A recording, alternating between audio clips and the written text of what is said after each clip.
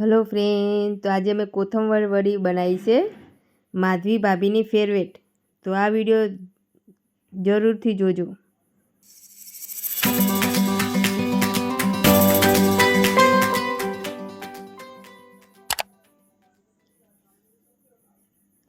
तो સૌથી પહેલાં કોથમીર લઈ લઈશું। અત્યારે શિયાળામાં કોથમીર સસ્તી જ હોય અને આવી રીતે ઝીણી ઝીણી સમારી દેવાની। પછી હવે આ કોથમીર સમારાઈ ગઈ છે તો 3-4 પાણી સારા રીતે ધોઈ નાખવાની કે રેતી બેતી ના આવે।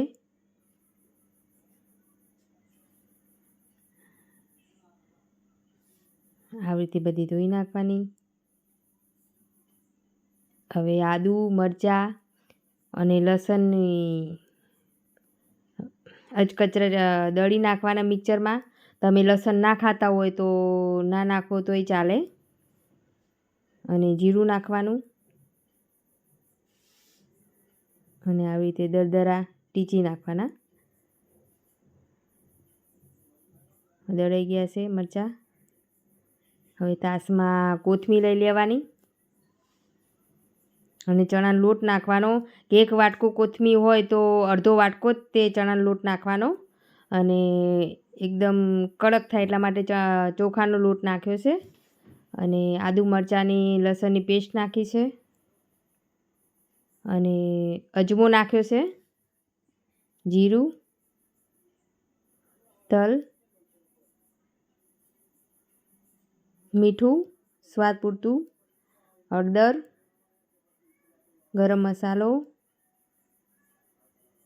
મરચું, ધાણા જીરું પાવડર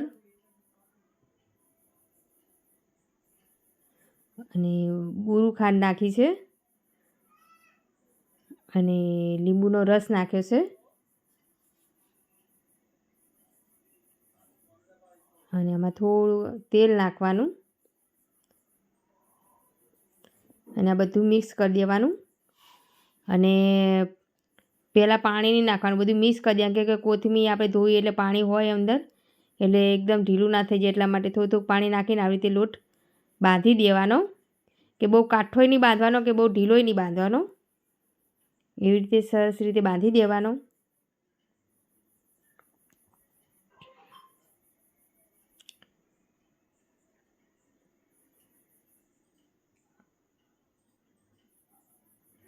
આમાં પાણીની બહુ ઓછું જ જરૂર પડી। હવે તેલ નાખીને સરસ રીતે ગુંદરી નાખવાનો।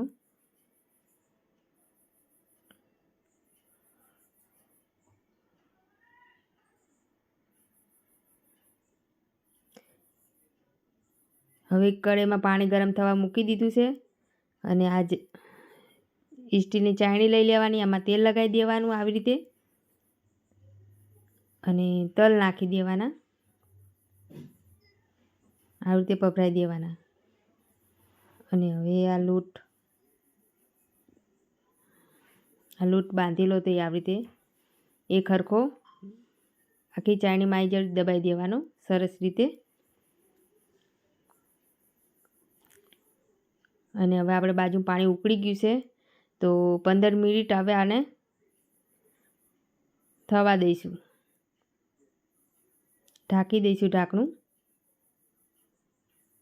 હવે આપણે 15 મિનિટ થઈ ગઈ છે, આ જોઈ જોઈશું ચમચીથી કે બફાઈ ગયા કે નહીં। હવે સરસ રીતે બફાઈ ગયા છે તો એને હવે હેઠા ઉતારી દઈશું અને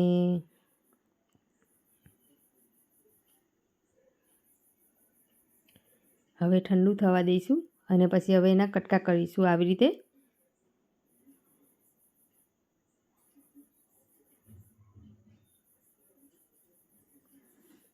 અને આ પહેલી જ વાર બનાવીને એકદમ પરફેક્ટ બની ગયા છે સરસ રીતે।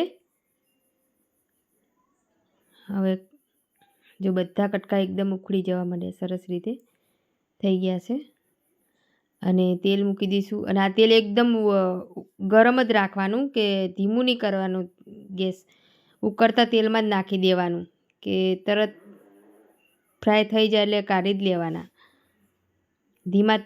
ધીમા તેલે નહીં ચડવા દેવાના, એકદમ ફૂલ જ તેલ રાખવાનું ગરમ। હવે આપણી કોથમીર વડી આવી રીતે જે તૈયાર થઈ ગઈ છે. હવે આવી રીતે બધી કાઢી લેવાની.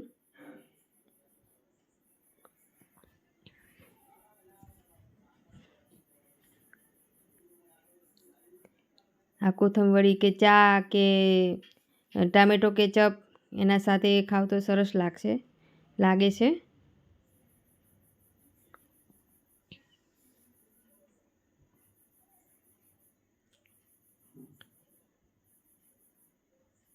હવે આપણી કોથમીર વડી બનીને તૈયાર થઈ ગઈ છે. તો તમને અમારો આ વિડીયો કેવો લાગ્યો, ગમ્યો હોય તો લાઈક કરજો અને નવા હોય તો સબસ્ક્રાઈબ કરજો.